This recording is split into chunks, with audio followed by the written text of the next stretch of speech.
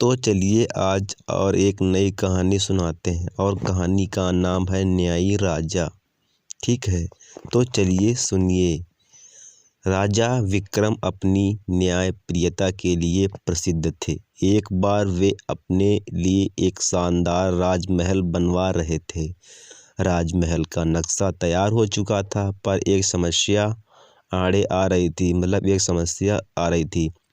राजमहल के निर्माण स्थान के पास एक झोपड़ी थी। इस झोपड़ी के कारण राजमहल की शोभा नष्ट हो रही थी। राजा ने झोपड़ी के मालिक को बुलवाया। उन्होंने अपनी समस्या के बारे में झोपड़ी के मालिक को बताया और झोपड़ी के बदले मोटी रकम देने का प्रस्ताव उसके सामने रखा।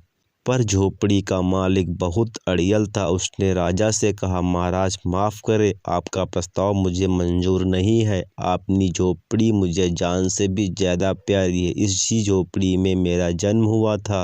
मेरी पूरी उम्र इसी में गुजर गई। मैं अपनी इसी झोपड़ी में मरना भी चाहता हूँ। राजा ने सोचा, इस गरीब के साथ ज्यादती करना उचित नहीं है। उसने अपने मंत्री से कहा, कोई हर्ज नहीं, इस झोपड़ी को यहीं रहने दो। जब लोग इस शानदार महल को देखेंगे तो वो मेरे सौंदर्य बोध की सराहना अवश्य करेंगे। जब वे राजमहल के समीप इस झोपड़ी को देखेंगे तो मेरी न्यायप्रियता की भी तारीफ करेंगे। तो हमें इस कहानी से यह सीख मिलती है कि हमें अपनी शोभा के लिए किसी दूसरी की शोभा को नष्ट नहीं करना चाहिए, चाहे वह कैसी भी हो। ठीक है।